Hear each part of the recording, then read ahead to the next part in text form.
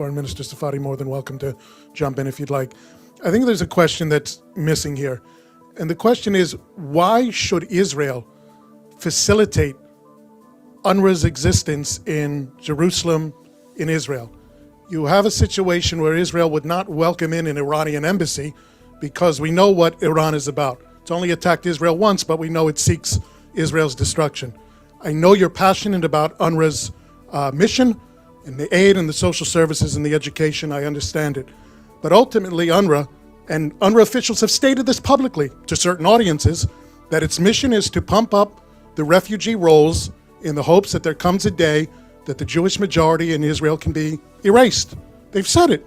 That's political. There's a political element to UNRWA. They've said it publicly. So why should Israel facilitate UNRWA's existence in Jerusalem and other parts of Israel?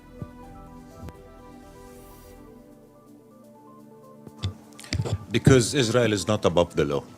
Because Israel, as the occupying power, has to abide by international law, which says the occupying power cannot prevent the implementation of international law and for people under its occupation.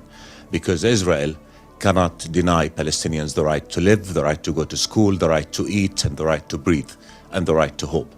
Because UNRWA is mandated by the General Assembly that speaks on behalf of the whole international community.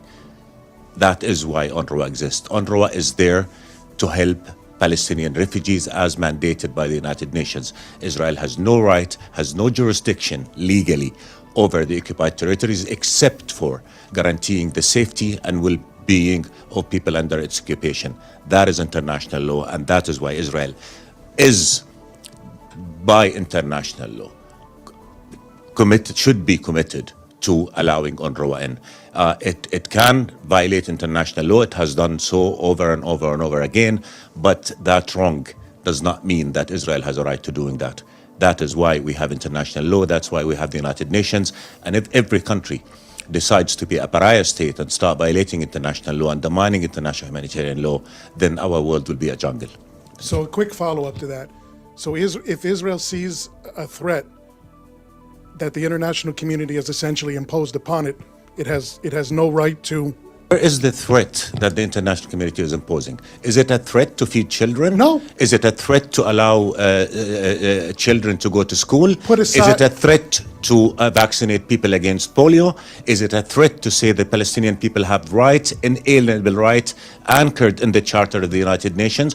Where is the threat? I mean, it is ridiculous to assume that a United Nations agency mandated with a humanitarian work could be a threat to anybody. UNRWA is not a threat. UNRWA is an asset. UNRWA is an agency that's saving lives, that's helping people, that is keeping hope. That is what UNRWA is. And therefore, to assume that UNRWA is a threat is just beyond reason, beyond logic. Very, very quickly, I know colleagues want to answer questions. I'm putting aside, as I told Commissioner General Lazzarini, not talking about the aid, social services, education, humanitarian missions, polio campaigns, none of that. Simply the refugee issue that Israel sees as a threat to its majority. That's all I'm talking about. Israel doesn't decide who's a refugee or not. The international law decides. Israel is an occupying power, and therefore it has to abide by international law. UNRWA is mandated by the UN to help refugees until their issue is resolved in accordance with international law. And let me remind you, in 2002, the Arab Peace Initiative was out there, and it spoke of an agreed to solution to the refugees problem within the context of addressing the final status issue.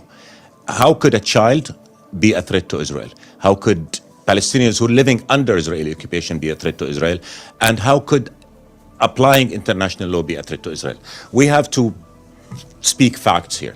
We cannot listen to dissemination. We cannot listen to misrepresentation of facts. Again, UNRWA is an international agency mandated by the UN that speaks on behalf of the global community, that has a very clear mandate that is stipulated in its funding charter. That is what UNRWA is. To say that UNRWA is a threat is, with all due respect, is